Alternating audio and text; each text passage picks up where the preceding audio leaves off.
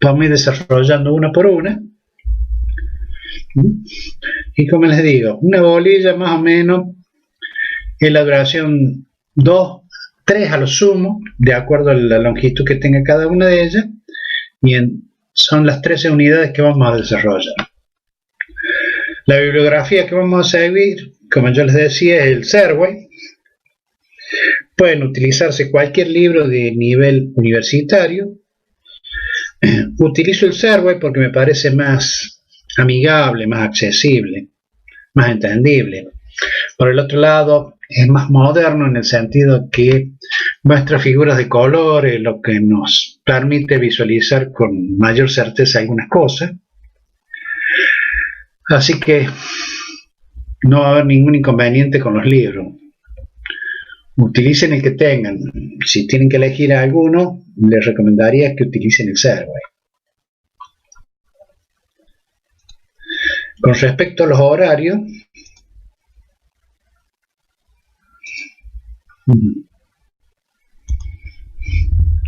ya les... los horarios, ¿dónde están acá?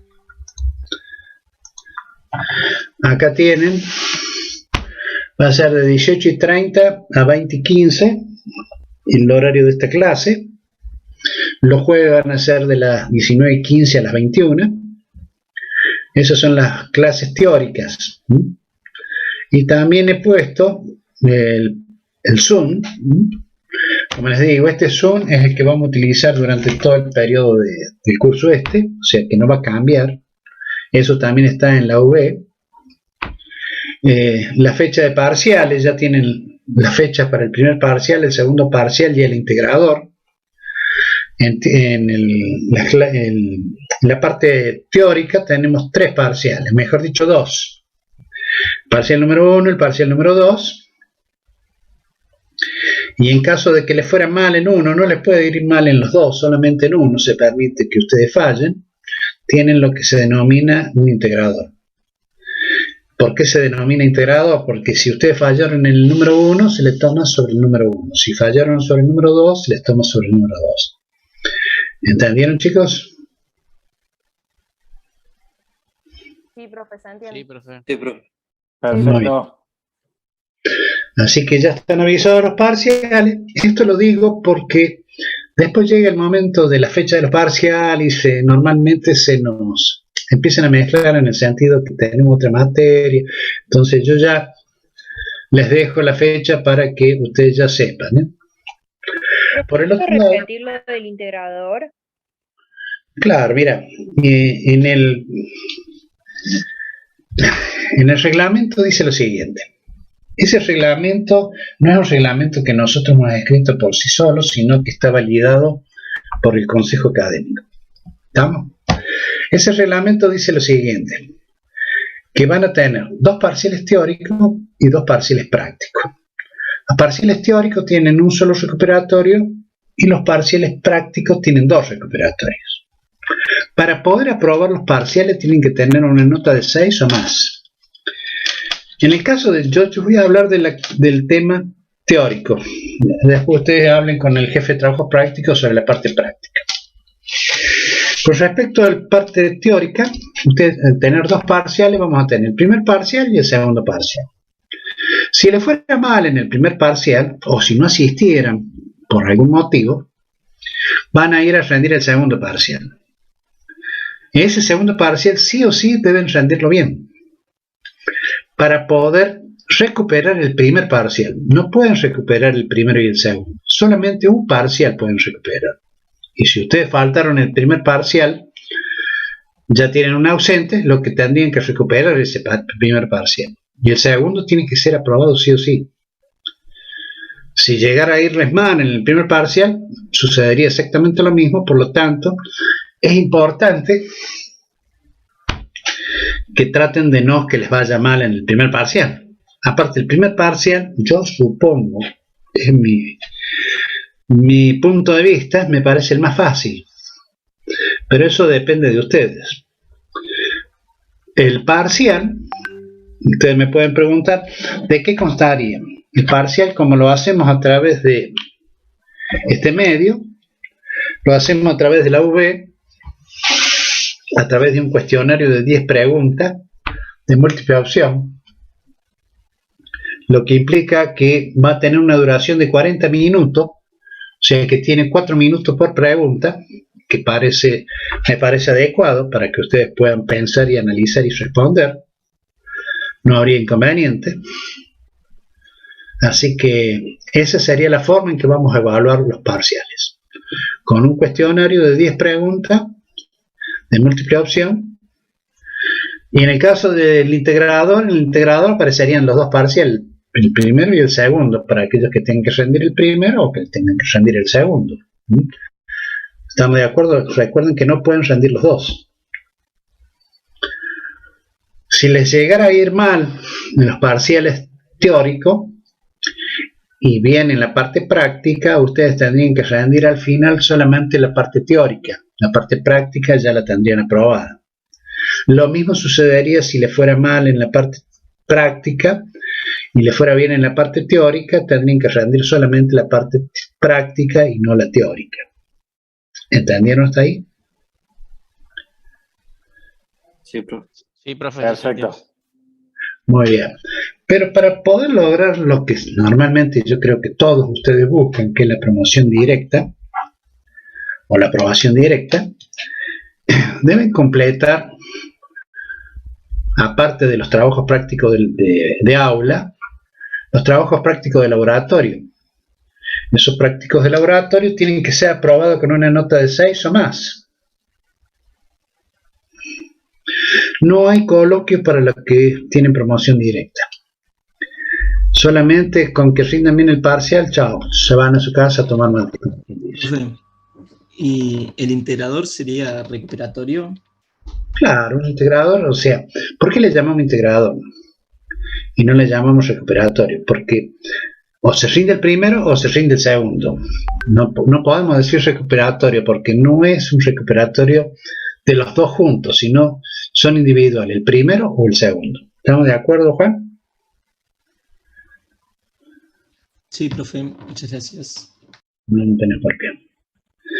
Por el otro lado, como les digo, los laboratorios son necesarios de que ustedes los realicen. Si ustedes no llegaran a aprobarlo, los tendrán que realizar nuevamente para que puedan lograr la aprobación directa. Si ustedes no hacen los laboratorios o sus laboratorios no están aprobados, por más que ustedes tengan 10 en los parciales, no van a poder hacer la aprobación directa ni la regularización.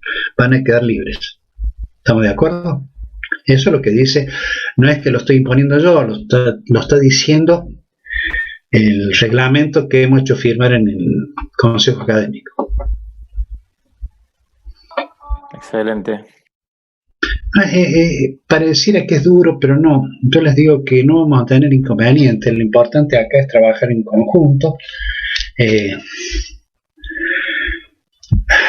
Participar. Lo otro importante es participar en el sentido de que a medida que desarrollemos las clases ustedes pregunten, se vayan interiorizando en el tema.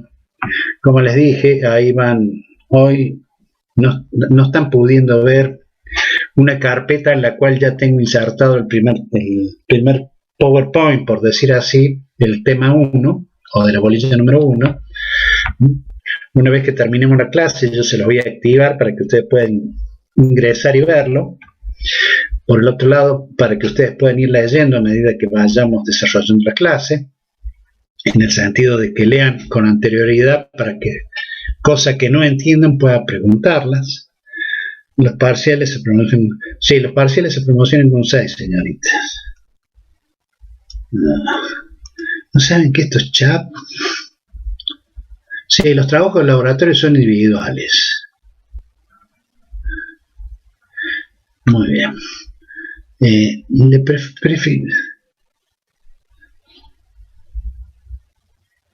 Sí, las dos cosas. Miren, yo con los chats me llevo mal, porque los leo tarde, digamos. Así que prefiero de que ustedes accionen su micrófono y pregunten. No me molesta que interrumpan, Así que así nos enteramos todos de las preguntas de cada uno de ustedes. Lo otro que quiero decirles es que somos aproximadamente 110 alumnos. Hoy tenemos hasta el momento 90 alumnos que están participando de esta clase. Es bueno la participación. En la condición de aprobación o de regularidad, habla de la asistencia. No vamos a tomar asistencia, pero sí sabemos quiénes están y quiénes no. A ver, aquí hay quien pregunta algo, no sé qué es.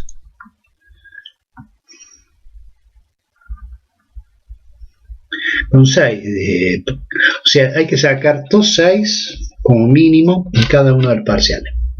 O sea, un 6 en el primero, un 6 en el segundo, o en los recuperatorios, digamos, en el integrador 6.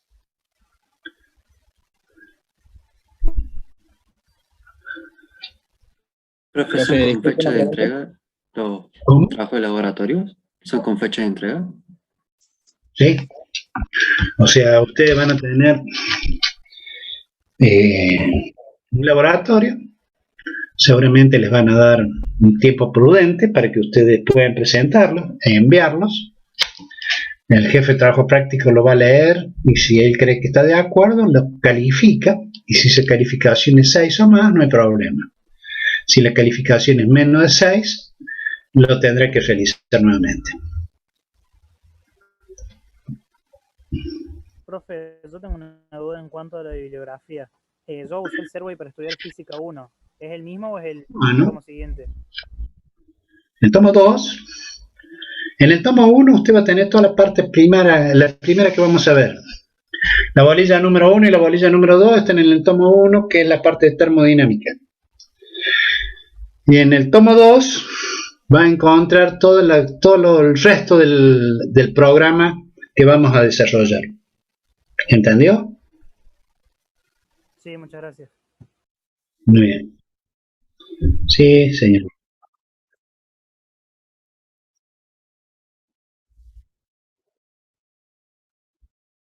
Sí, eso no es problema. O sea, usted, supóngase que hace el laboratorio hoy.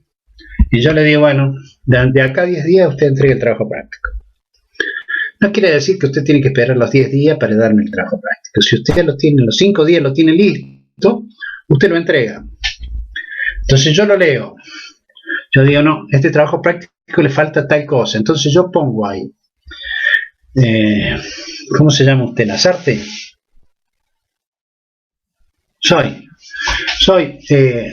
Mire, su trabajo práctico le está faltando esto. Y se lo devuelvo. Usted lo que va a tener que hacer es completar todos esos datos que yo le estoy solicitando y me lo vuelve a enviar. ¿Me explico? Y de esa forma usted va a terminar de hacerlo los trabajos. Ahora, si usted, porque sabe suceder, de que yo le puedo indicar qué es lo que está faltando y usted nunca más me responde. En ese caso yo lo doy como que usted no lo hizo. ¿Me explico? O que usted tiene un 4, por decir así. Si usted no lo corrige, yo mantengo la nota que le puse al inicio. Muy bien. ¿Qué es esto, Tomás? No sé, la velocidad de la luz. Santiago dice, entonces es parcial 1 y 2 más trabajo práctico laboratorio más trabajos prácticos con nota igual o mayor a 6 promocionamos en forma directa. Sí. O sea, usted tiene que tener los trabajos prácticos de aula, perdón, los parciales de aula aprobados, más los trabajos prácticos de laboratorio, más los trabajos prácticos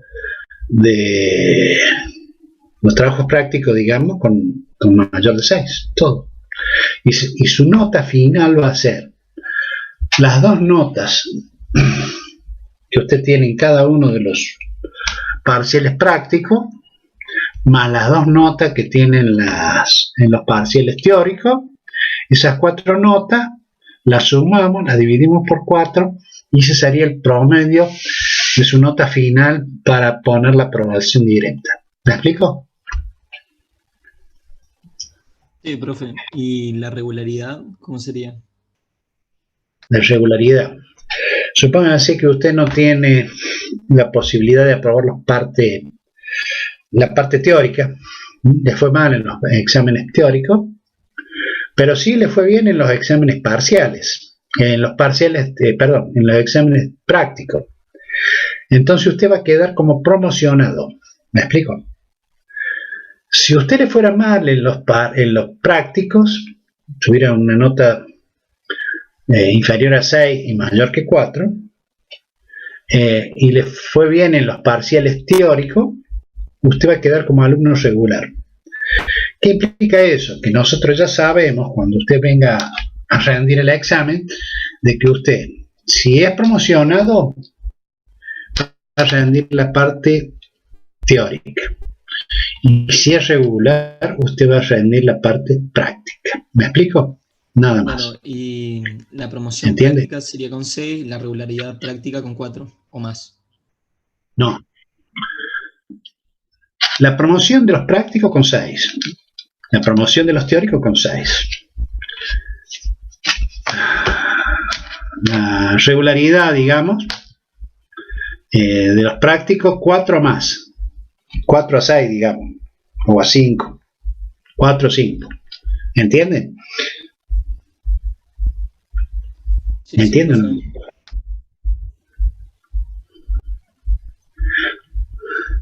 Sí, Los trabajos prácticos de aula, eso los va a manejar el ingeniero Ramiro Pérez, que dentro de un rato, a las 8:30 creo que es, se comunica con ustedes para comenzar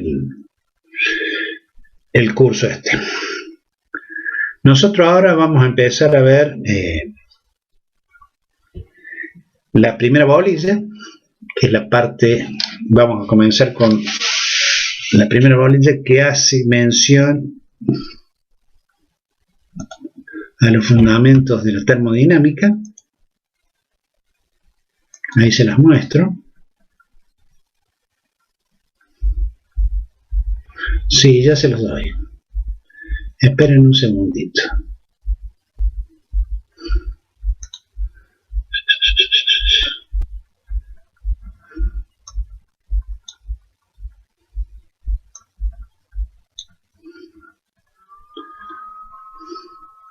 Ahí les pongo mi mail.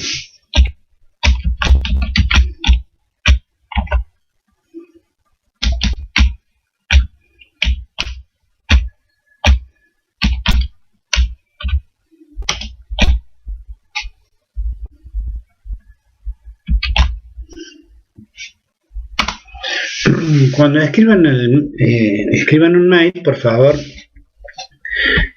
indíquenme de qué cursos son, para saber a qué se refieren, porque por ahí no son tantos los alumnos que por ahí me pierdo, no sé quiénes son.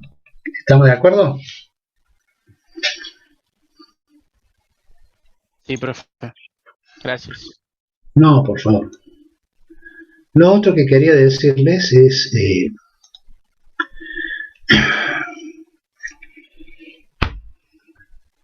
es importante que ustedes lean antes de ingresar a la clase. O sea, por ejemplo, hoy día nosotros vamos a avanzar un poco en esta bolilla, seguramente nos va a quedar un resto.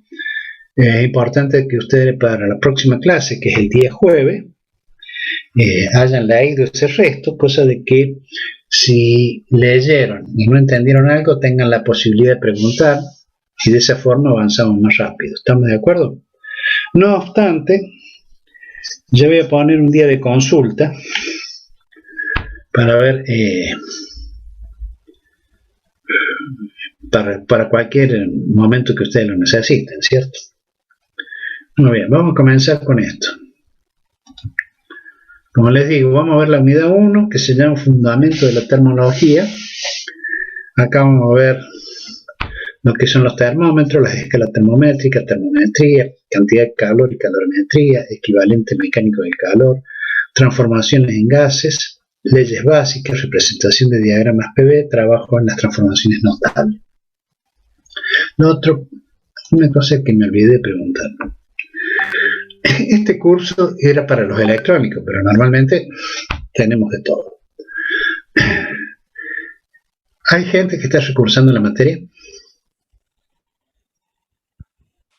Sí, profe, yo Sí, la estoy profe. recursando. Muy bien. Ok. ¿Hay alumnos de electrónica o no? Sí. Claro. Perfecto. Sí, profe. Sí, profe. Estamos. Muy bien. Ok, no hay problema.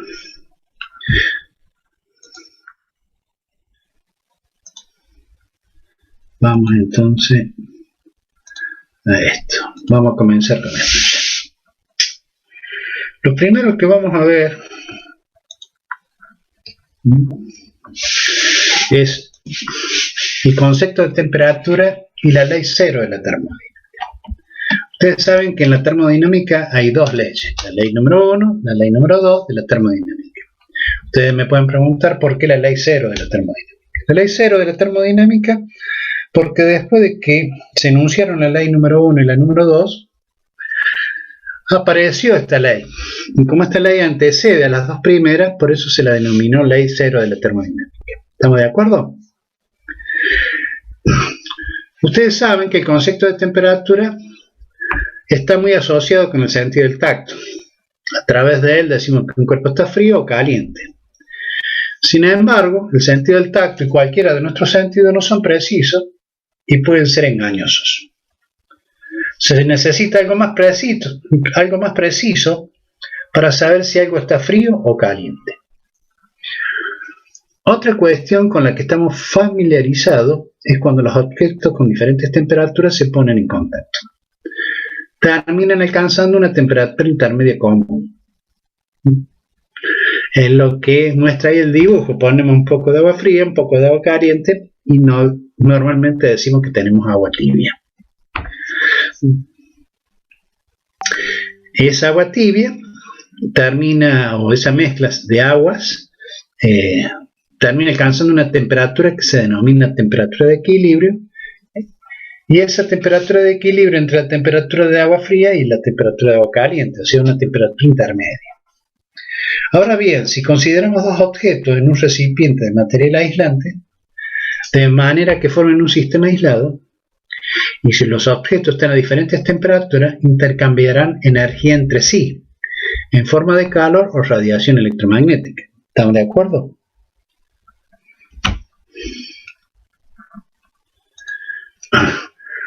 Cuando dos objetos pueden intercambiar energía entre sí, de esta forma se dice que están en contacto térmico. En algún momento la temperatura de los cuerpos será la misma, ya que uno se calentará y el otro se enfriará. El equilibrio térmico es la situación en que el intercambio neto de energía entre dos cuerpos que se encuentran en contacto térmico es nulo. ¿Entendieron eso? Perfecto. ¿Qué significa el que dijo perfecto? No sé quién fue, porque no lo estoy viendo, pero ¿alguien me puede decir eso? Quiere decir que no hay transferencia de energía porque están a la misma temperatura. No. Sí, sí, no, pero no es lo que hemos dicho nosotros acá, no hemos hablado todavía de la temperatura. Solamente hemos dicho que el equilibrio térmico se logra cuando no hay más intercambio de energía. Lo que significaría, como usted dice, que los dos tienen la misma temperatura. ¿Estamos de acuerdo? Sí, profe. Perfecto. O sea, esas dos frasecitas, por decir así, equilibrio térmico, contacto térmico, son las dos cosas que tenemos que rescatar de esta lectura. El contacto térmico, ¿qué es? Es cuando ponemos en contacto dos cuerpos que tienen distintas temperaturas. Y normalmente ese contacto térmico, ¿qué tiende? ¿A qué tienden? Al equilibrio térmico. ¿Y cómo es el equilibrio térmico? Bueno, del más caliente pasa energía al más frío, o del más frío pasa energía al más caliente. ¿Cómo es eso? Del más caliente al más frío. Exacto. Del más caliente pasa al más frío y de esa forma se va logrando el equilibrio térmico. Supongamos ahora dos cuerpos, A y B, que no están en contacto térmico, y un tercer objeto C, que utilizaremos como instrumento de medida, que vendría a ser el instrumento del termómetro, calibrado para medir esta temperatura. Queremos determinar si A y B están en equilibrio térmico y si estuvieron en contacto térmico. Lo que hacemos es poner el cuerpo A en contacto térmico con el termómetro y anotamos la temperatura. A continuación ponemos el termómetro en contacto térmico con el cuerpo B y anotamos la temperatura. Si las dos lecturas son iguales, A y B se encuentran en equilibrio térmico. Si A y B se ponen en contacto térmico, la lectura neta de la energía entre ellos sería nula. ¿Por qué?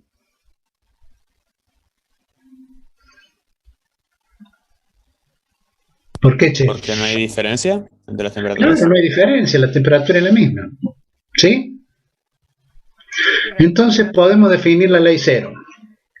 La ley cero dice que de la siguiente forma, si dos objetos A y B, considerados por separado, están en equilibrio térmico con un tercer cuerpo C, entonces A y B están en equilibrio térmico. A partir de esto, podemos definir el concepto de temperatura, que dice que es la propiedad que permite determinar si un objeto está en equilibrio térmico con otros cuerpos. Dos objetos que están en equilibrio térmico entre sí están a la misma temperatura. Eso es lo que hemos visto de la ley cero de la termodinámica. ¿Qué dice la ley cero de la termodinámica entonces?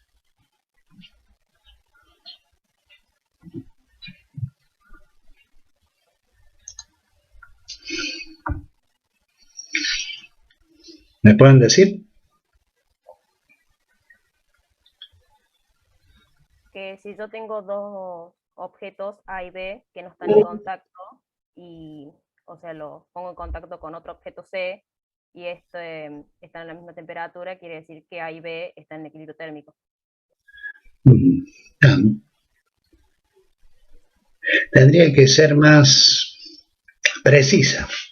Pero está bien. ¿Los objetos en contacto tienden a alcanzar el equilibrio térmico? No, yo diría, yo lo definiría así. Yo tengo tres cuerpos, A, B y C, donde C es el termómetro. Y yo quiero saber si entre A y B están en equilibrio térmico. ¿Qué hago? Pongo en contacto térmico el cuerpo A con el termómetro. Cuando se logra el equilibrio térmico entre ellos, tomo la temperatura. Ahora bien, tomo el cuerpo B con el cuerpo C, los pongo en contacto térmico y trato de que ellos lleguen al equilibrio térmico. Tomo la temperatura. Si la temperatura de la primera medida y la segunda coinciden, yo puedo decir que A y B están a la misma temperatura. ¿Estamos de acuerdo? ¿Entendieron eso? Sí, profe. Muy bien.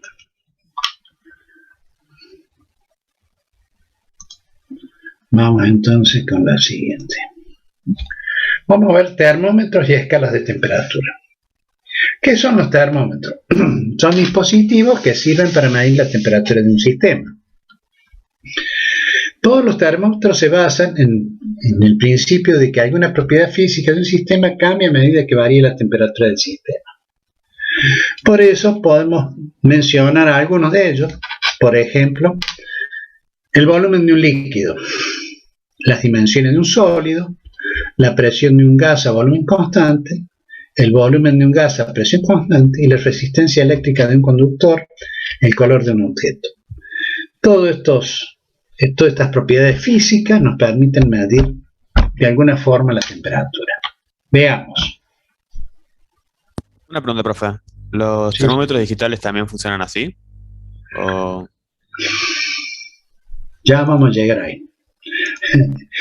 ¿Vos decís por esto de la pandemia? Sí, en parte. No, son infrarrojos, esos termómetros que están utilizando ya sea en el supermercado, en la entrada de shopping.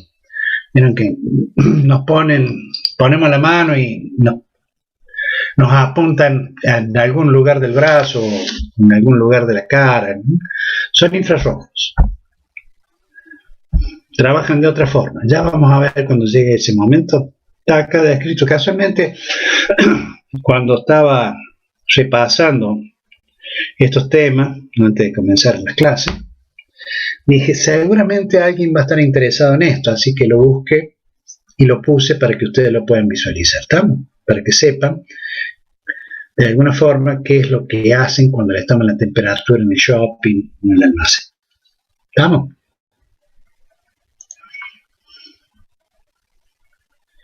Muy bien, a ver, espérenme.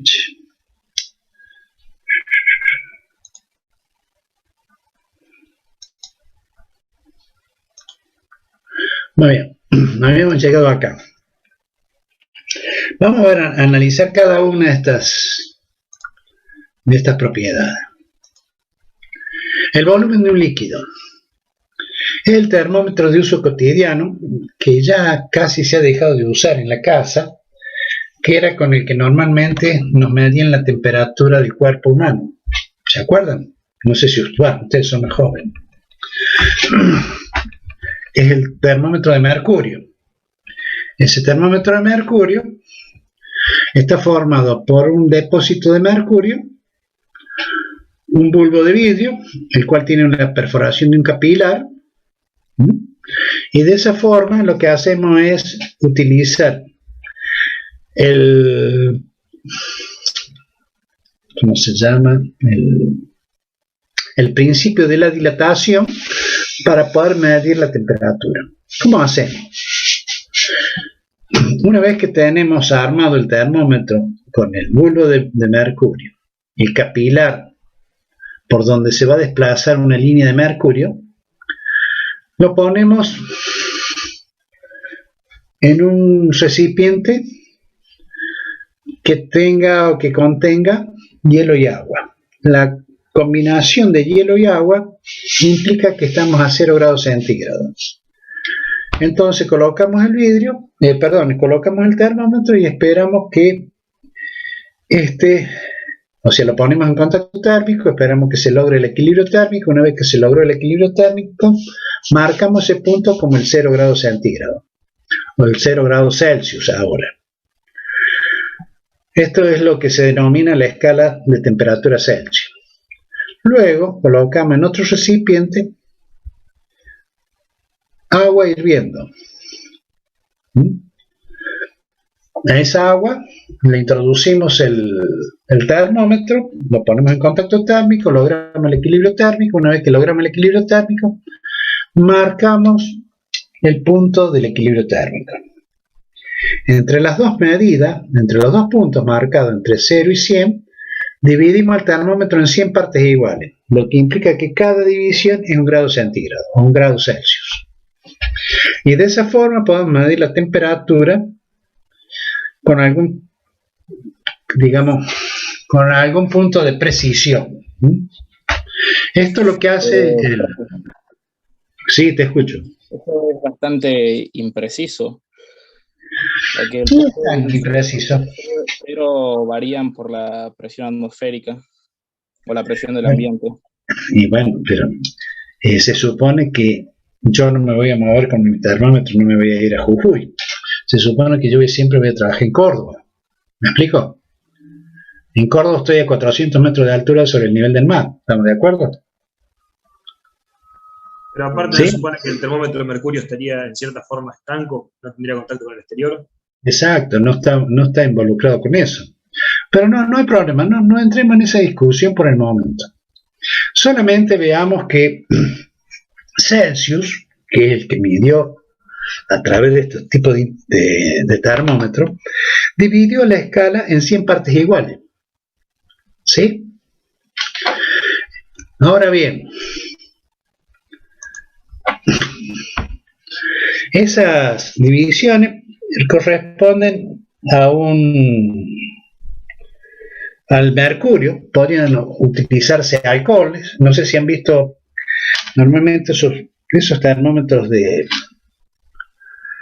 que normalmente se usan mucho en la casa, que son de líneas rojas o líneas azules, son de alcohol. Esas son, o sea, ¿qué es lo que queremos decir con esto? Queremos decir que este termómetro utiliza lo que se denomina la expansión térmica para valerse y poder medir un valor de temperatura.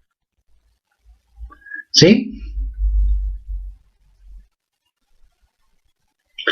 Acá yo les pongo, por ejemplo, que este termómetro no podría utilizarse para medir temperaturas por debajo de menos 39 grados Celsius, bien digo, porque ahí estaría el punto de congelación del mercurio. Y en el caso del alcohol no es útil para medir temperaturas superiores a 85 grados. Por eso todo depende de qué es lo que vamos a medir. Con respecto a la medición de temperatura es muy importante qué es lo que queremos hacer con la medición. Si queremos una medición precisa, si queremos una medición como para saber más o menos. Entonces hay distintos métodos para medir la temperatura. Este método del mercurio era muy utilizado hace un tiempo atrás para medir la temperatura del cuerpo humano, donde utilizaban este tipo de termómetro. Pero debido a que el mercurio es un elemento cancerígeno, se lo ha prohibido y hoy se utilizan otros medios, como la cintita esa que le ponen a los chicos en la cabeza, otro tipo de termómetros. Normalmente algunos todavía mantenemos los termómetros de mercurio y con eso todavía estamos trabajando. Bueno, vamos a seguir.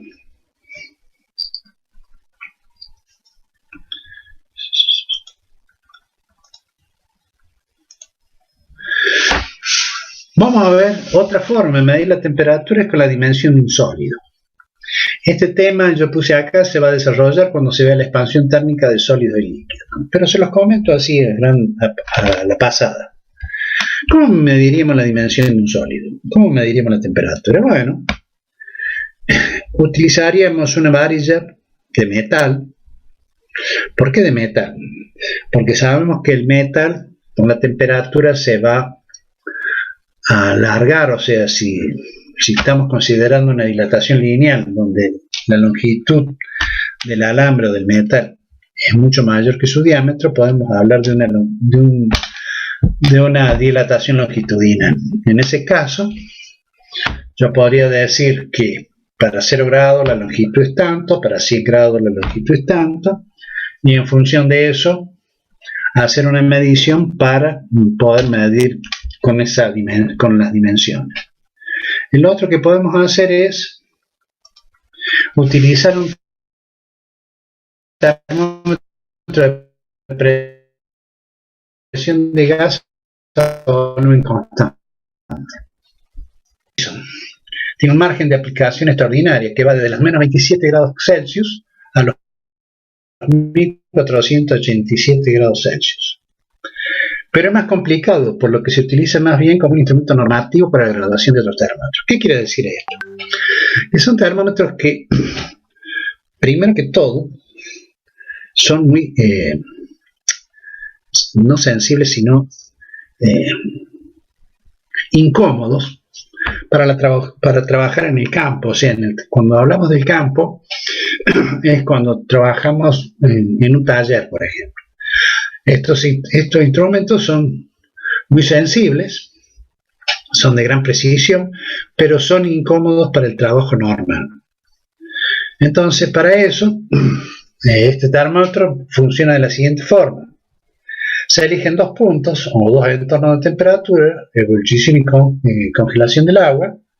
Se le asignan dos temperaturas, 0 y 100, y se miden las presiones correspondientes.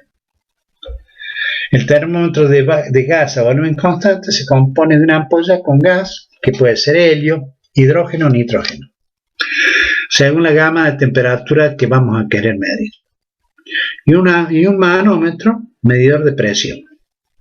Se pone la ampolla de gas en el ambiente cuya temperatura hay que medir y se ajusta entonces la columna de mercurio, que está en conexión con la ampolla, para darle el volumen fijo al gas de la ampolla. La altura de la columna de mercurio indica la presión del gas. A partir de ella se pueden calcular las temperaturas. Esto es muy incómodo, o sea, es poco utilizado.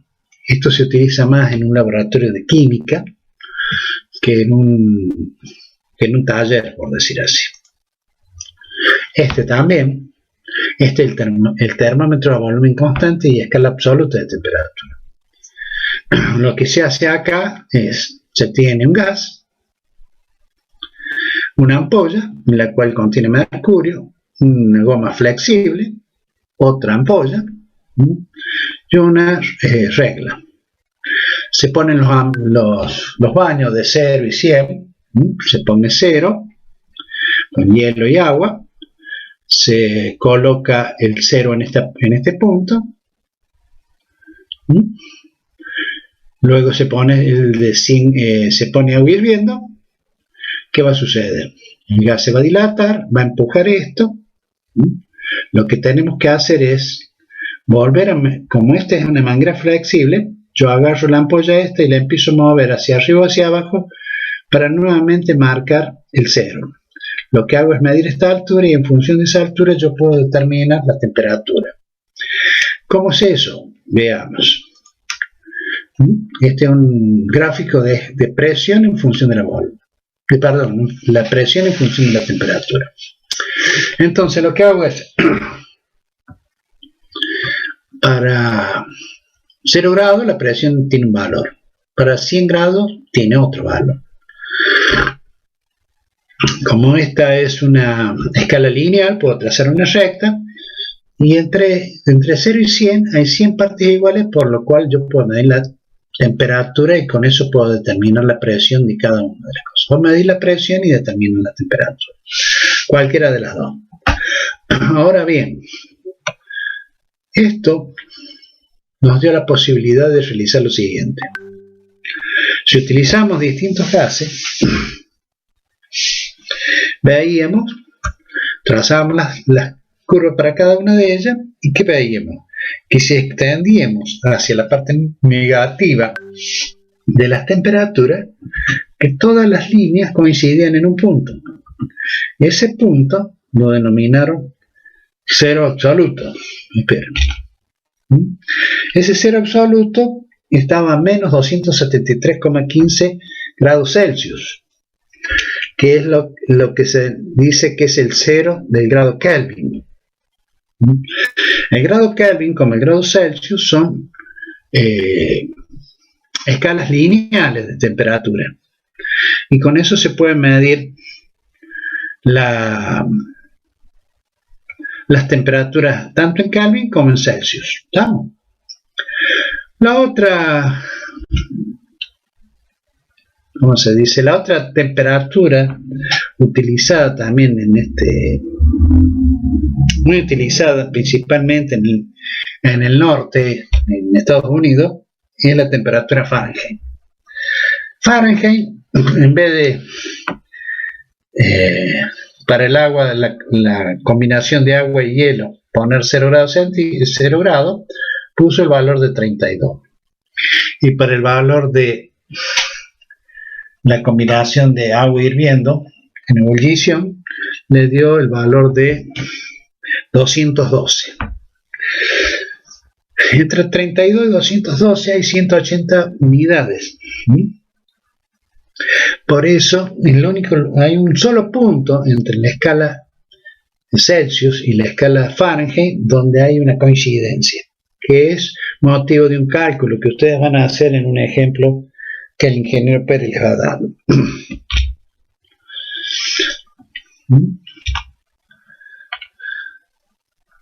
Bueno, ahí yo les hago mención que el grado Kelvin es la unidad de temperatura para el sistema internacional. No se puede lograr el 0 Kelvin, es imposible, por el momento no se lo ha podido hacer. Profe, ¿al 0 Kelvin no se había llegado de una manera cuántica? No tengo noticia de eso, che. O sea, me parece que lo había visto hace unas semanas o un mes, una cosa así, pero capaz nada que ver. No, puede ser, viste. Yo te voy a decir, yo desde diciembre a esta época que estoy desconectado del mundo, en el sentido de que no estoy mirando ni televisión ni escuchando la radio, leo muy poco noticias, o sea, llegó un momento que me cansaron todas las cosas que suceden en el mundo, por decir así. Y aparte esta pandemia me ha trastornado en el decir de la vida, digamos. O sea, soy una persona que vivo con mi mujer, casi no salimos, no por miedo, sino por cuidarnos nada más. Hacemos las compras, las cosas naturales, pero tratamos de cuidarnos. Yo espero que prontamente termine esto, que creo que no va a ser así, pero esto me da mucha tristeza, me pone mal porque nos ha cortado un poco la vida, digamos, en el sentido de no poder gozar de algunas cosas, ¿no? Yo tengo mi familia en distintos puntos de la República Argentina, y para movilizarme e ir a verlos a algunos de ellos, tuve que hacer un despelote de trámites imposible que no lo volvería a hacer. Así que por eso todo esto puede ser lo que vos decís, Juan. Y si te podés agenciar a ver dónde lo viste, si te acordás, y me lo podés mandar, yo te lo voy a agradecer para que lo leamos juntos y lo analicemos. Esas cosas a mí me llaman la atención, me gustan, ¿me entiendes? Sí, profe, ¿Okay? Si lo encuentro, lo busco. Sé que hay un debate entre relatividad y cuántica. Vamos a ver. Ok. Nos vemos, Juan. Gracias, che. Vamos a seguir. Como les decía, todo eso llevó a determinar 3 escalas: Celsius, Fahrenheit, Kelvin. Esas son las 3 escalas de temperatura que se utilizan. No quiere decir que no haya más, hay algunas más que son poco utilizadas. Los americanos usan mucho el Fahrenheit, y los que estamos con el sistema internacional utilizamos el Celsius o Kelvin. Normalmente utilizamos mucho el Celsius porque es muy fácil de convertir el Celsius en Kelvin. Hay que sumar 273,15 y de esa forma lo lograríamos. Vamos a seguir. Otra forma de medir la temperatura es a través de la resistencia eléctrica de un conductor. La resistencia se mide con un bulbo de temperatura. Normalmente ese bulbo de temperatura es una resistencia de platino. Una resistencia de platino es una resistencia muy sensible a la temperatura. Normalmente se la denomina PT100. Son elementos que miden temperatura a nivel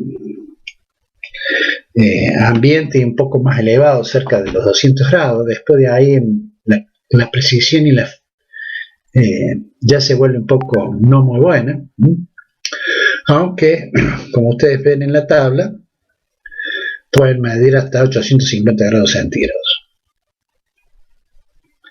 Este elemento está formado normalmente, este es el bulbo que tenemos acá, se conecta a una carcasa de conexión, y como esto es muy utilizado para medir las temperaturas de un sistema de calefacción, por ejemplo, Acá tienen cómo va variando. ¿Por qué se la denomina PT100? Porque ustedes ven que la resistencia a 100 grados centígrados está dada para 0 grados Celsius. ¿Estamos? A medida que incrementa la temperatura, la resistencia se eleva. Y a medida que decrece la temperatura, la resistencia decrece. ¿Estamos de acuerdo, chicos? Sí, profe. Sí. Otra forma de medir la temperatura es a través de lo que se denomina una termocupla. ¿Qué es una termocupla? Una termocupla es la fusión de dos materiales distintos. Normalmente se juntan dos materiales, se sueldan por sí mismos, no hay un aporte de otro material. Se calientan y se sueldan por sí mismos y se conecta un milivoltímetro o un microvoltímetro en los extremos de esto. Al ponerlo en presencia del calor, esa termocupla genera una tensión que es muy pequeña, del orden de los milivoltios. Y ustedes ven acá distintas curvas. Tenemos termocuplas K, termocupla J, la termocupla T. Esas son las más empleadas, después las otras son menos empleadas. Fíjense que la mayoría tienen distintas longitudes. ¿Qué significan eso? Que esa termocupla, por ejemplo, la J, implica que la termocupla está formada por una alambre de hierro y otra de constantán. La termocupla K está formada por un alambre de cromel y otro de alumen. Y así cada una de las termocuplas se fusionan de dos materiales distintos. Uno de ellos es magnético, el otro no. El magnético es el negativo, el otro que no es magnético es el positivo. Y tienen esta forma que acá están mostradas en esta figura. ¿Estamos? Los colores, esto, indican el tipo de termocupla. En el caso de si es de color amarillo es de K, si es color celeste es T, si es color negro es J. ¿Estamos? Y aprovechan el efecto Civic para hacer la medición. Acá viene un poco lo que ustedes hablábamos recién, el color de un objeto. Yo puse esto, pero no quiere decir que solamente se utiliza para esto. Ustedes vieron que en la industria hay hornos de alta temperatura, donde si pudiéramos colocar ya sea una termocupla o algún elemento para medir la temperatura, la elevada temperatura haría que se destruya el sensor que pusiéramos. Entonces normalmente lo que se hace es utilizar una pistola como esta y a través de los colores poder determinar la temperatura. Normalmente en un horno de fundición, cuando se está fundiendo, se abre el horno, se apunta con esta pistola y se visualiza los colores que tiene el horno.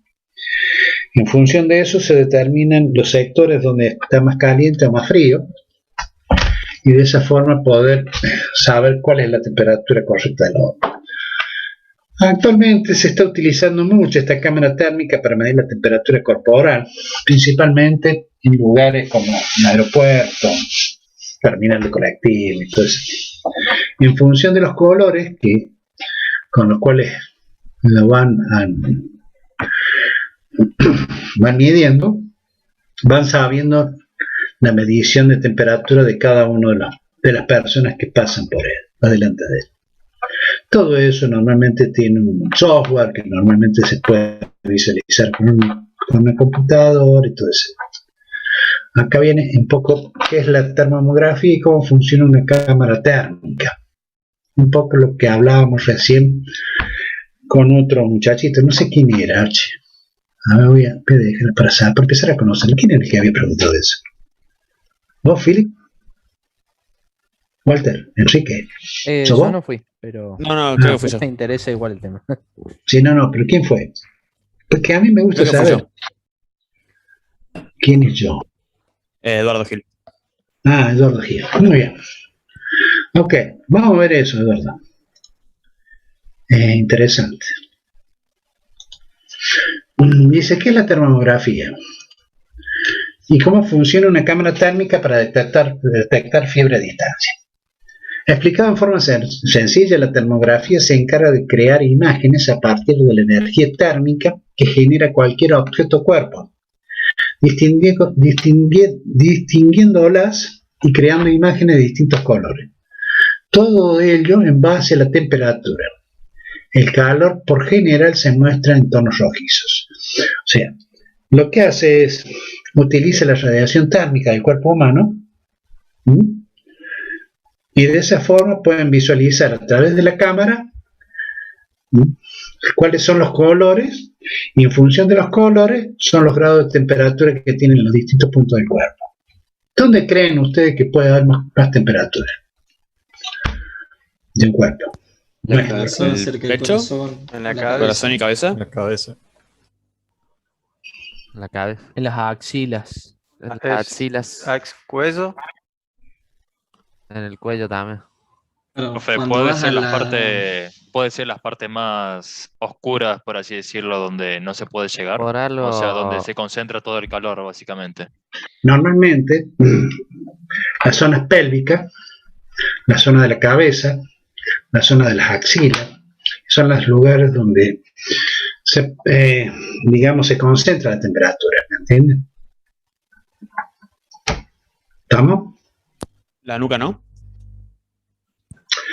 Te tendría que apuntar la nuca. Normalmente. A veces saben poner termómetro en la boca también.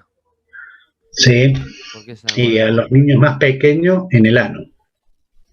Se toma la temperatura en el ano a los niños más pequeños, de meses o días, porque es el lugar más preciso para la medición de la temperatura. Profe, una consulta. ¿Usa el espectro de la luz, las ondas del espectro de la luz para la cámara térmica? No es así, tan así no. Utiliza la radiación térmica del cuerpo. Aunque pareciera que nuestro cuerpo, a lo largo de todo nuestro cuerpo, pareciera que tenemos toda la misma temperatura, pero no es así.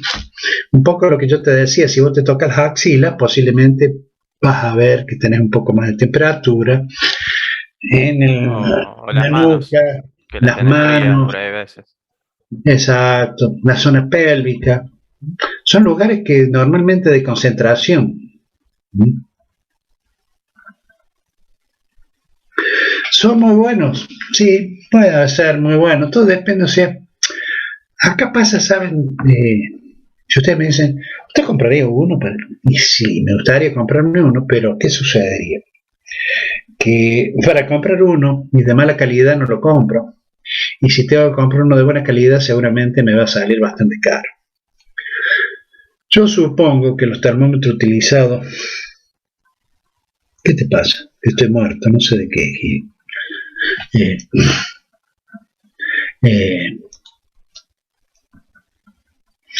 Así dice, lo barato sale caro. Pero lo que quiero decirle o transmitirle, que todo depende para qué lo vayamos a utilizar. Si yo tengo una empresa donde me dedico a la fundición, por supuesto que voy a comprar un termómetro de este tipo, pero de alta calidad, y donde la durabilidad va a ser bastante elevada, la precisión, la exactitud, todo eso va a depender del termómetro, de la cámara que yo voy a utilizar.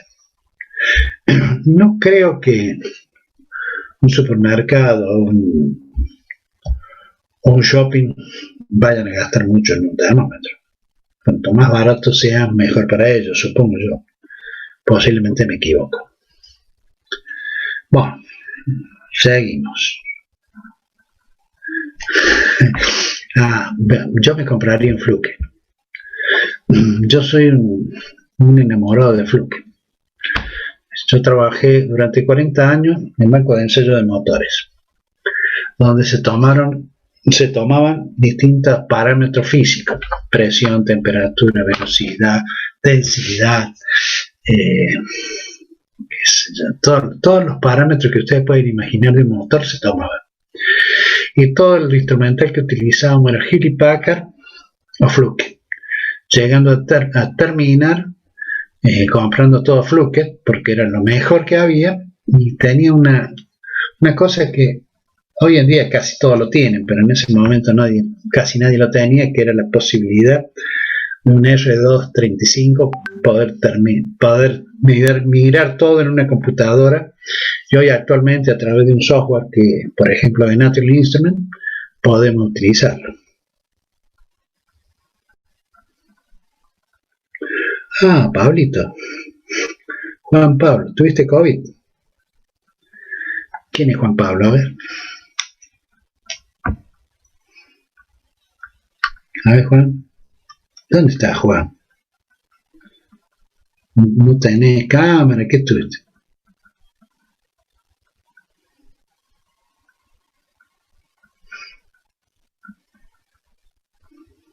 Dice, bueno, sigamos. Es duro virtual, por eso. No es nada duro, es durísimo. ¿Sabe qué pasa? Que por ahí uno cree que está hablando solo. Profe, Sí, disculpe la interrupción. ¿Usted graba las clases? no. Perfecto. ¿Vos querés grabar? Si se puede, sí. Si no. Vamos a hacer una cosa. La clase que viene la empezamos a grabar. Yo Igual te la debe haber grabo. alguien grabándola. ¿Ah? Perfecto. ¿Cómo? ¿Alguien la está grabando? Ya nos organizamos, profe, por el grupo para grabarlos. Ahí estamos por el grupo WhatsApp.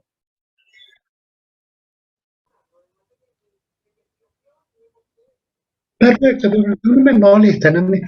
O sea, si ustedes me avisan, a mí no me molesta nada de esto. La idea es siempre ayudarlos en lo más que pueda. O sea, yo quiero que de los 110 alumnos que tengo, quiero que podamos, ¿cómo se dice? Tener la gran mayoría de alumnos aprobados en forma directa. Esa es la idea de nuestra. Pero para eso yo necesito que ustedes estudien. Nada más que eso. Bueno, vamos a ir. A ver, veamos. Bueno, ya tengo acá las escalas de temperatura. Es un poco lo que habíamos hablado. Las escalas de temperaturas conocidas son las Fahrenheit, la centígrado y la Kelvin. Para poder hacer la conversión de una escala a otra, normalmente utilizamos cada una de estas ecuacioncitas, la que nos permite hacer esa conversión.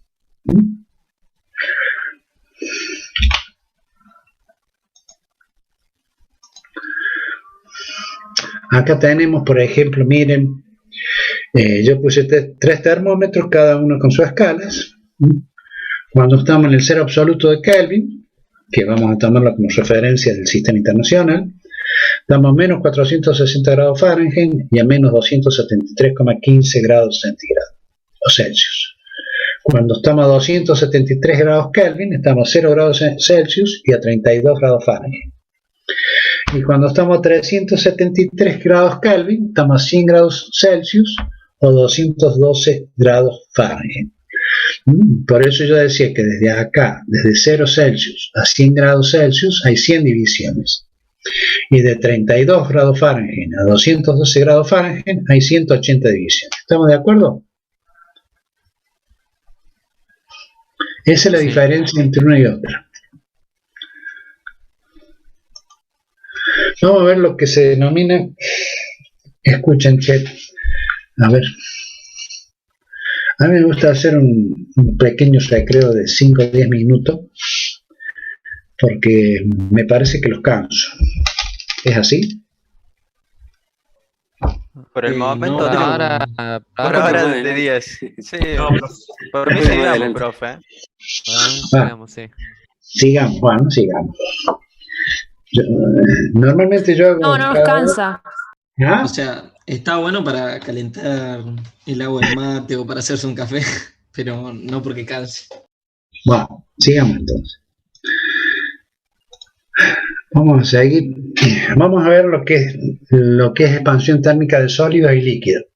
¿Se acuerdan que esto ya lo habíamos hablado cuando vimos la forma de medir temperatura?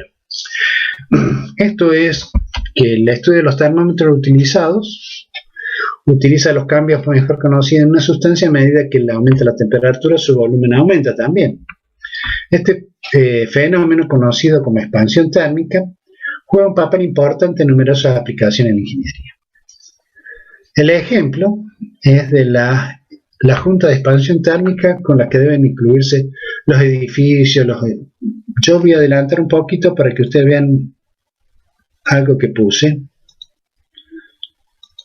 ¿Ven? Vieron que en las vías siempre hay un espacio. Ese espacio es utilizado para la dilatación de los rieles. Lo mismo sucede cuando ustedes miran el asfalto del frente de su casa. Van a ver que hay líneas cada tanto. Esas líneas son dejadas a propósito, normalmente rellenadas con un material que se denomina alquitrán, que cuando hace calor ese alquitrán se ablanda y permite que el hormigón se dilate, o sea que tienda a juntarse, pero esa línea que han dejado al propósito le permite que los dos hormigones no lleguen a juntarse y de esa forma no romperse. En caso de que esos hormigones se juntasen, ustedes verían que se rompe ¿cómo se dice? El hormigón. ¿Estamos? Entonces, vamos a ver cómo es esto. Vamos a suponer que un objeto tiene una longitud inicial, LI.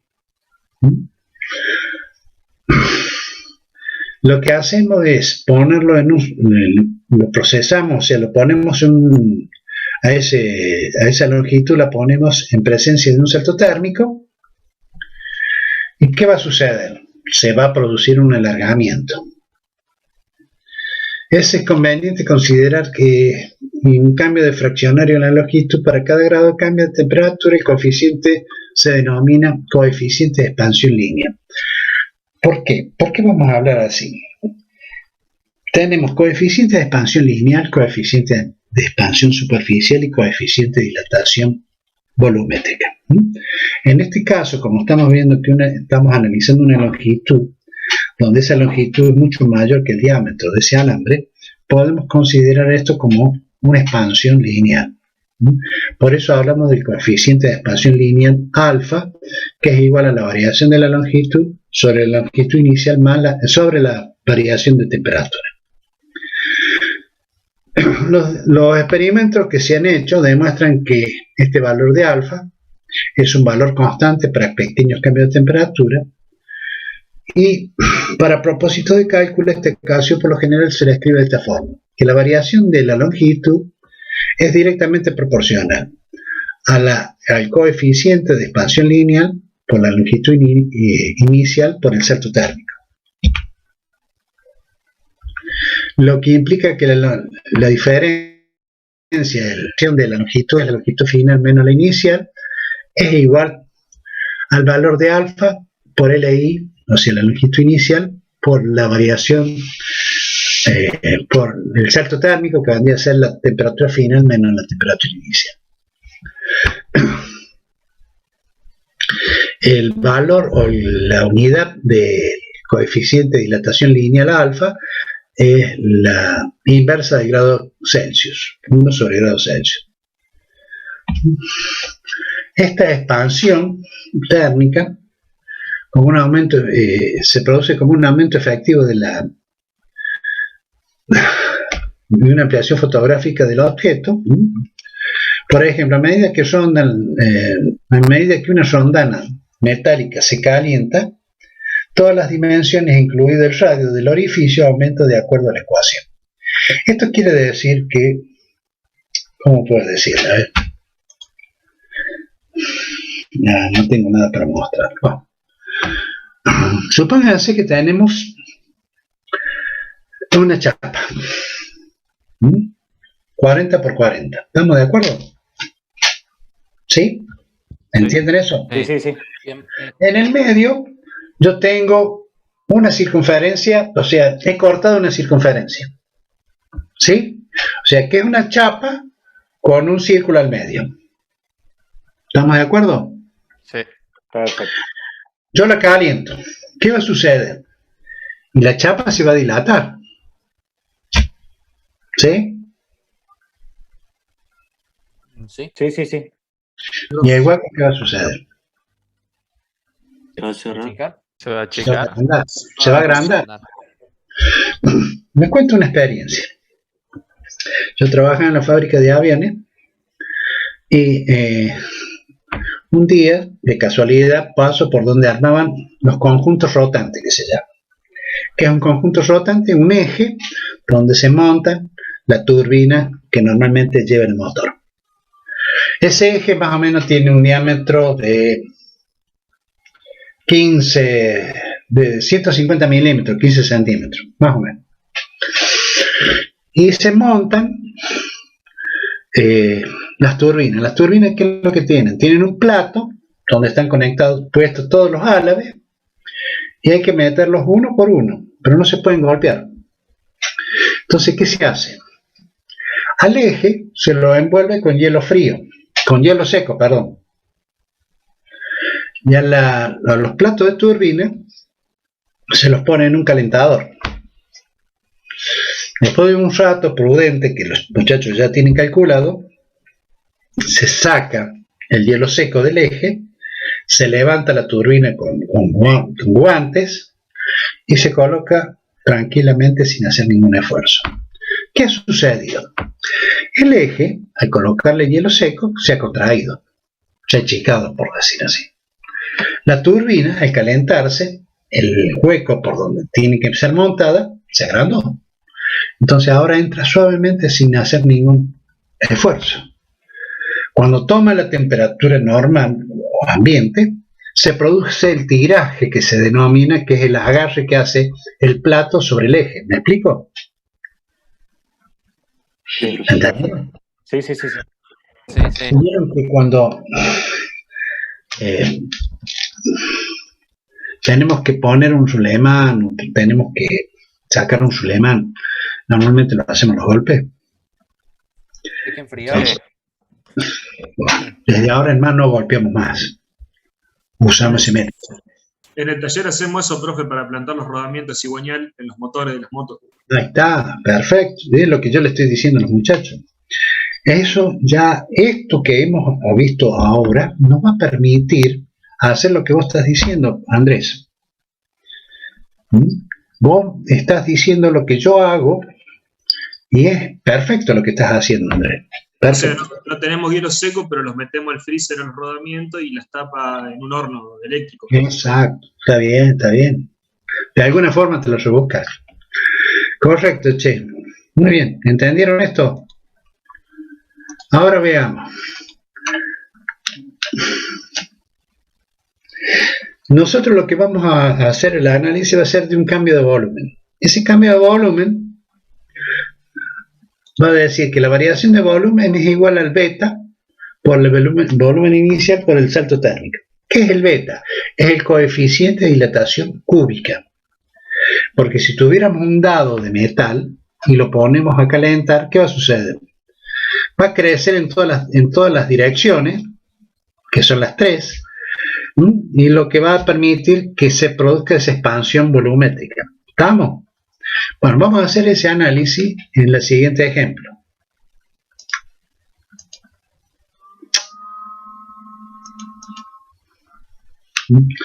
Acá tenemos el ejemplo donde tenemos un cubo de longitud L, mejor dicho, no es un cubo, es un paralelepípedo. ¿Saben lo que es un paralelepípedo? Sí, un objeto de 3 dimensiones. ¿Y cuál es la diferencia con un cubo? ¿Era que sus ángulos no eran rectos, necesariamente rectos? No todas las caras son igual de ¿Un cubo qué tiene? Un cubo tiene las cuatro o mejor dicho, las tres, ancho, largo y alto, iguales. Iguales. En las longitudes son iguales. En un paralelepípedo no. ¿Estamos de acuerdo? Vendría a ser la caja de zapatos, por decir así. ¿Me entendieron? Bueno. Muy bien. Sí. Estos comentarios que yo les hago es para que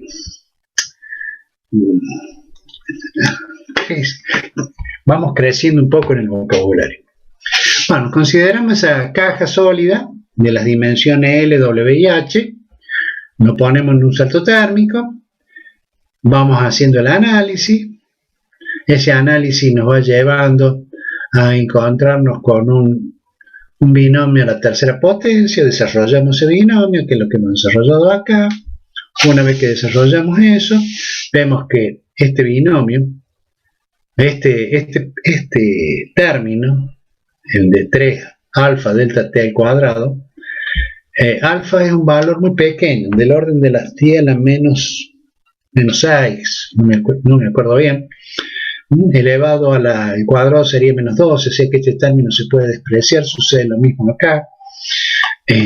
Entonces todos términos se despreciarían y nos quedaría esta parte, el volumen inicial más el delta B es igual al volumen inicial factor de 1 más 3 alfa delta T. Trabajando esto, donde decimos que el producto como ya les dije, es mucho menor que 1, entonces de esa forma vamos aclarando la situación y llegamos a este valor, donde vemos que 3 alfa es el valor de beta. O sea, que 3 veces el valor del coeficiente de dilatación lineal es el valor de alfa. Lo mismo sucedería si hacemos el análisis para una superficie. El coeficiente de dilatación superficial sería de 2 alfa. ¿Me explico? ¿Sí o no? Sí, sí. O sea, todo este proceso que hemos hecho acá, y ese proceso matemático, yo no se lo voy a poder tomar. ¿Me explico? O sea, por eso no le doy mucha importancia. Todo un proceso matemático que después ustedes lo pueden analizar tranquilamente en su casa, pero no tiene importancia por el momento, debido a que yo no voy a poder evaluar esto. Lo único que podría evaluar algunas cosas, preguntar algunas cosas, y nada más. No puedo evaluar ese proceso matemático.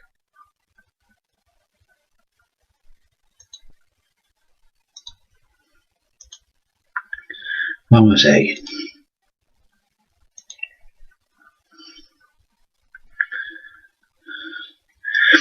Bueno, este proceso de dilatación o este proceso de térmico es muy utilizado, por ejemplo, veo que hay muchos mecánicos en este tipo de cosas. Por ejemplo, ¿qué es esto?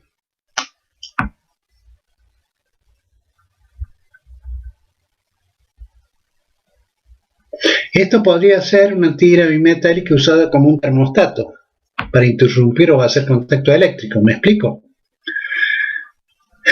Normalmente son dos metales distintos que a medida que se va calentando producen la apertura o el cierre de un circuito para que funcione algún elemento eléctrico. Muy utilizado en el automóvil. Profe, ¿podría ser como una llave termomagnética? No. Vos mismo decís, electromagnética, no. Esto se acciona... termomagnética. Ah, claro. Esto se acciona solamente por temperatura, exacto. Termomagnética, sí. Electromagnética, no. Termomagnética. Está bien. Esto podría ser eso. ¿Estamos? A ver, che, déjenme ver una cosita que me preocupa.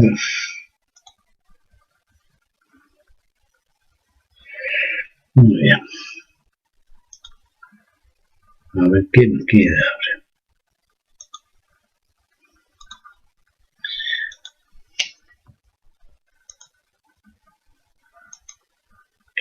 ahora. Bueno, para terminar el tema, vemos esto, un comportamiento inusual del agua, dice.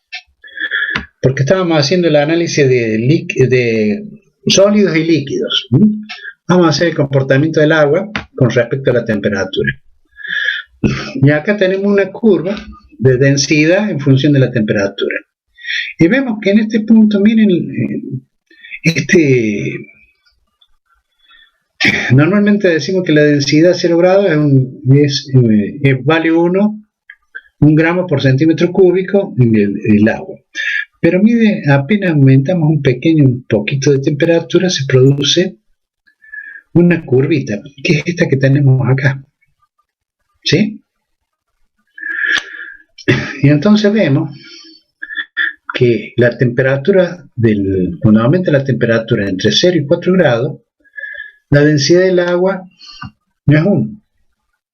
Es 1, mejor dicho, pero es como si el agua se expandiera, creciendo su densidad, y así disminuye, crece su densidad y disminuye su densidad después de los 4 grados, por supuesto, ¿me entienden? ¿Entendieron esto? Sí. Sí. Sí.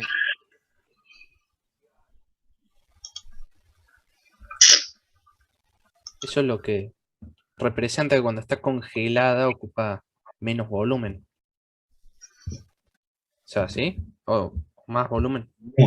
Más volumen. Porque la temperatura de 4 grados el agua no se congeló todavía.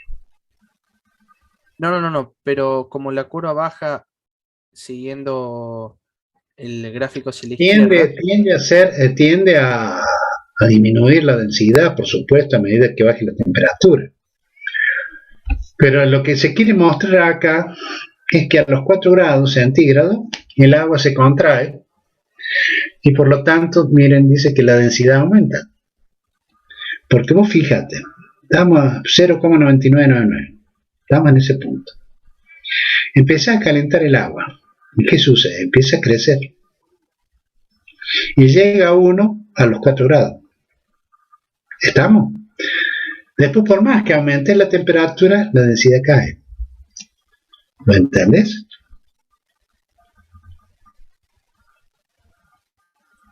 Creo que eso, o sea, eso se explica fácil, por ejemplo, cuando ves el hielo flotando en el agua, ¿no? Posiblemente. Habría que hacer algún otro tipo de análisis, que no es ahora el momento, digamos, de hacer ese análisis, sino de ver este fenómeno en el agua, que la temperatura, al aumentar entre 0 y 4 grados, la densidad aumenta. Después de los 4 grados, por más que aumente la temperatura, esa densidad va cayendo a medida que aumenta la temperatura. ¿Sería el punto límite? Sí, podría llamarse punto límite, que hasta los 4 grados tiene valor de 1. Antes de los 4 tiene 0,99, que es 1, digamos. Normalmente se lo toma como 1, ¿me entiendes? Para hacer los cálculos rápidos, normalmente hacemos eso. Bueno, ya son las 8:05, no vamos a avanzar. Esperen un segundo, porque quiero hacer una cosa antes de que nos vayan, ¿no?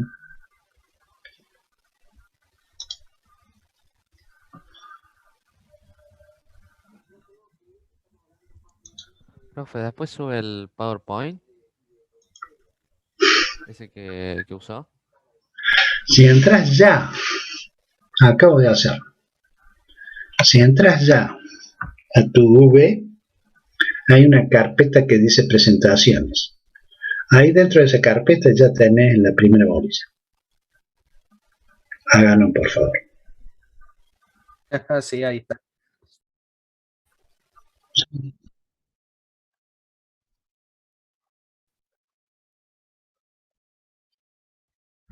No.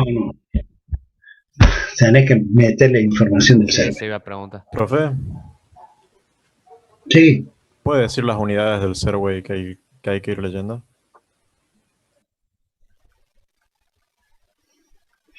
En el... Profe, Espera. en el volumen 1 me parece son 3 unidades y es la tercera. Para, déjame ver. No estoy preparado para eso, pero no importa, ya lo vemos. Un segundito.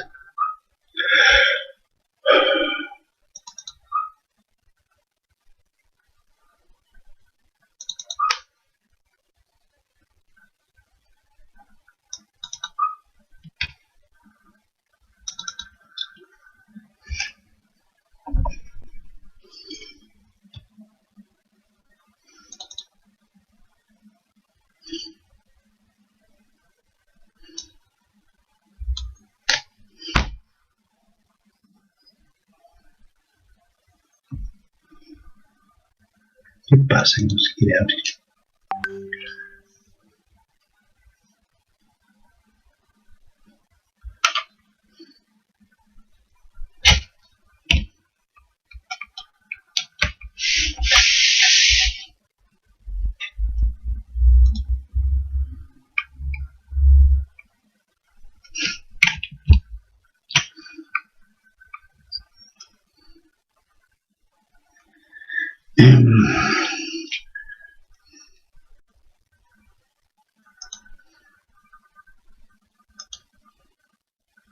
Te comparto ahí. Mira, acá tenés en el volumen 1, la parte 3 de la página 531, tenés temperatura, primera ley, termodinámica, teoría cinética de los gases, máquina, entropía, todo eso. Todo eso está, es lo que vamos a ver. ¿Estamos? Si mira, si yo hago así, temperatura, vamos a la parte esta. La ley cero es la termodinámica. ¿Qué pasa? Termómetros, escalas, expansión,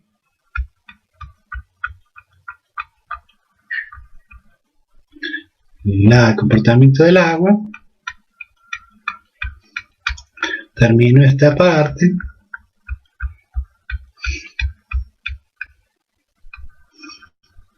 Comienza la primera ley de la termodinámica y así sucesivamente. O sea que todo está en el primer volumen, en la página 531 en adelante. ¿Estamos? ¿Quién era el que había preguntado? ¿Eduardo? Yo no me preguntó. ¿Dionisio fue? No me molesta. No. Yo lo tengo, yo lo muestro, yo no tengo problema, Dionisio. Así que, bueno, los dejo este jueves, el jueves nos vemos. A ver qué era el jueves, ya no me acuerdo ya.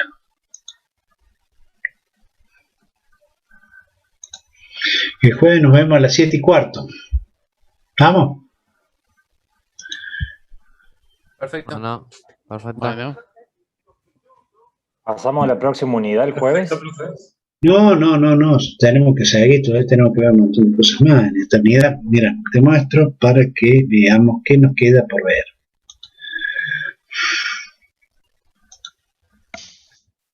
No se vaya. Hemos terminado con eso. Calor y energía, unidad de calor mecánico, el equivalente mecánico, capacidad calorífica, calorímetro de agua, calor latente, transformación de gases, ecuación de un gas perfecto, trabajo, proceso termodinámico y ahí termina. ¿Vamos?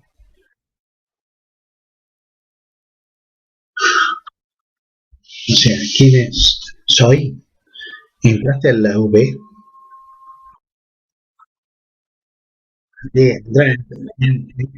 Entra, abrí la carpeta, ahí vas a encontrar esa unidad, te va a dar la posibilidad de descargar y todo.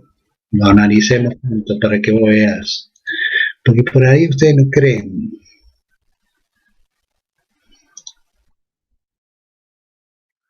Mira, yo ya te la desactivé para que vos puedas entrar. Yo abro acá, ahí está la bolilla número 1. Bueno, ahí está, ¿ves?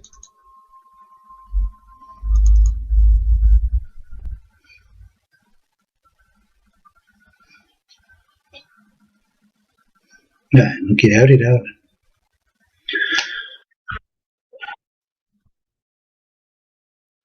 Muy bien. Ok. Muy bien. Los dejo entonces para la clase que viene. Dale, profe. Hasta la próxima clase. Perfecto, profe, muchas gracias. Muchísimas gracias por la clase. Chao, profe, gracias. Buenas noches. Chao, profe, gracias.